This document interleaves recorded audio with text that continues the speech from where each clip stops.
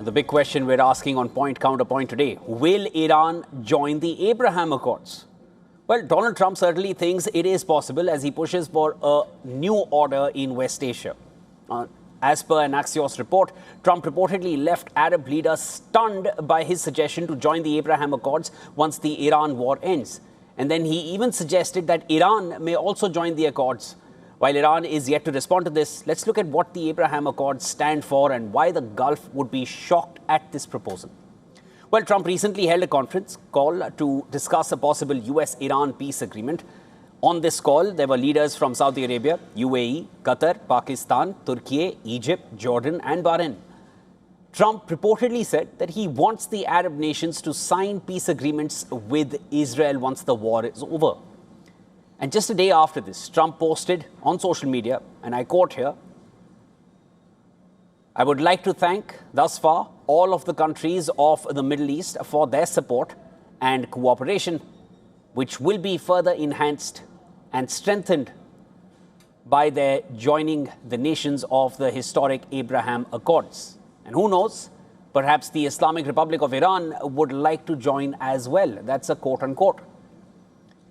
Well, Abraham Accords are a set of agreements brokered by US that aim to normalize diplomatic relations between Israel and several Arab states.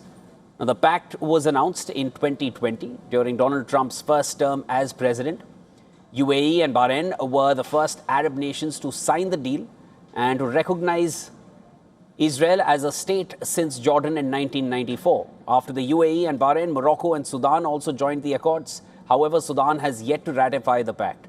Kazakhstan formally joined the grouping on the 6th of November.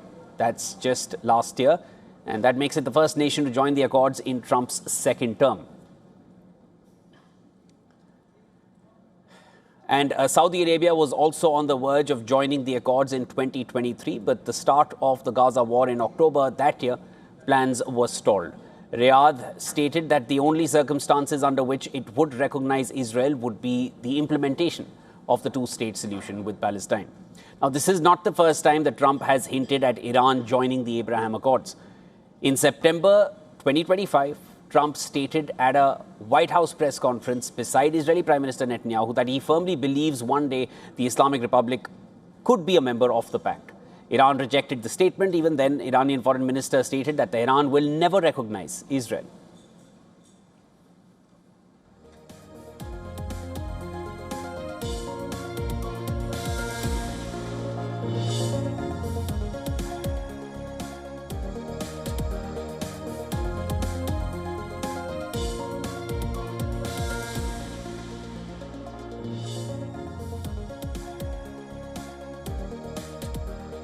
For more on this, we're now being joined by international affairs expert Greg Swenson. And I'm also being joined by senior journalist and political commentator Mike Buckley. All right, thank you both for joining me here. Greg, let me start with you. Repeated statements coming out from Donald Trump. Again, he mentions that Iran could join the Abraham Accords. This is not the first time he mentioned it. It's been mentioned a few times already in the last few days. And it was also mentioned last year in September. There were tacit remarks hinting at this a little bit earlier than that as well. Give me your take on it. Is there any chance that Iran joins the Abraham Accords? Well, great question. I don't think there's any chance that the current regime would join the Abraham Accords. I think the president is just doing some taunting, which he likes to do, and being provocative. But I do think, on the other hand, that Iran, the country, could join and would probably be, very well suited to join the Abraham Accords, because most of the people in Iran don't support the regime. So if there was regime change and the mullahs and IRGC were no longer in power, I think there's every reason to think that the Persian people would love to join the Abraham Accords.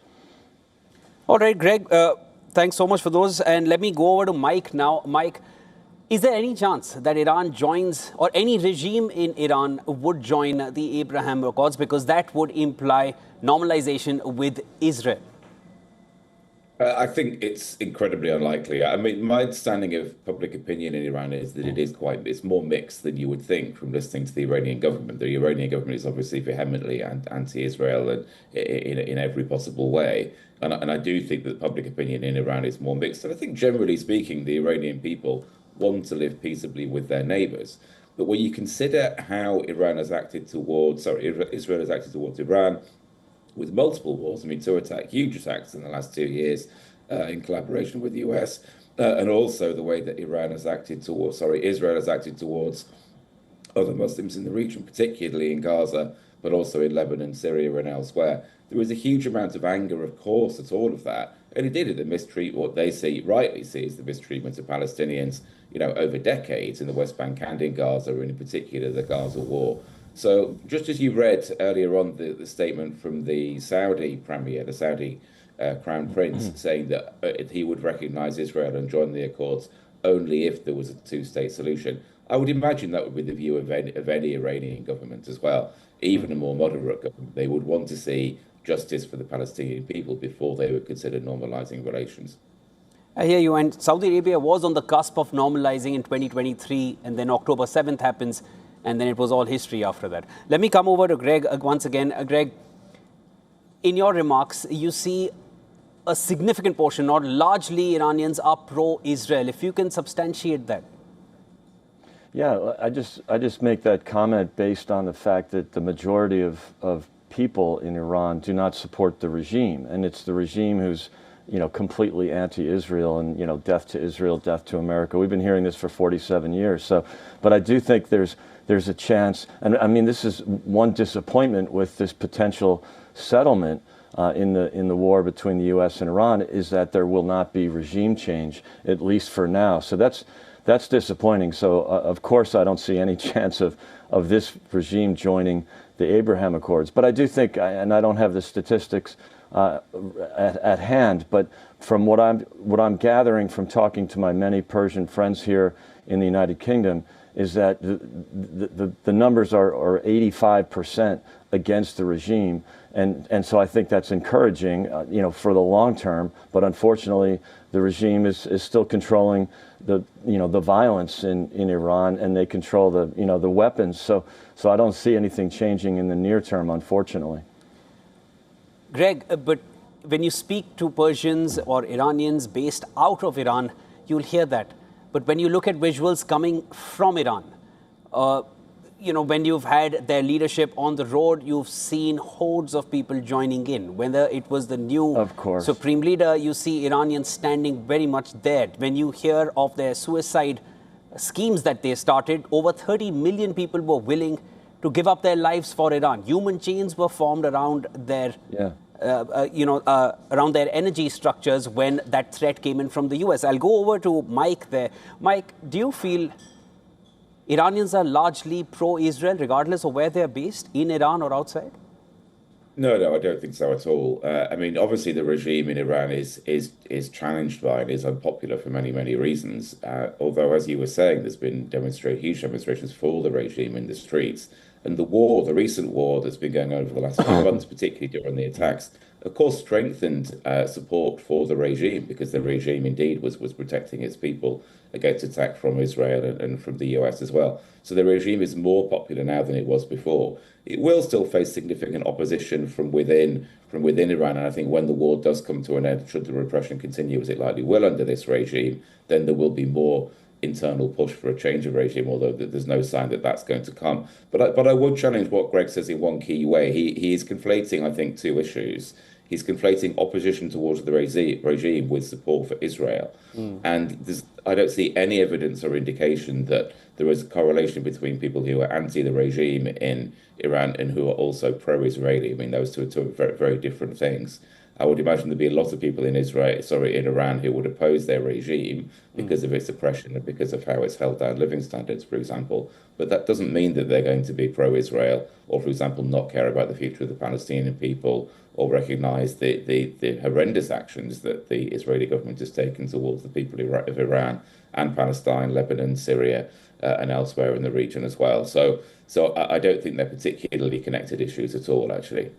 All right. Let me, on this point, come over to this deal the negotiations, and there is a deal which Donald Trump has posed. The Secretary of State from the US is very much here in India. Yesterday in Delhi, he said we are going to hear news within some hours today. Of course, that news has not yet come, but both Iran and the US are suggesting that they're closing in on a memorandum of understanding. They refer to it in different ways. But when you look at the key sticking points, and I'll come to you, Greg, with that first, and then over to you, Mike. Strait of Hormuz, Donald Trump says it's going to be open. Iran says we're going to maintain control.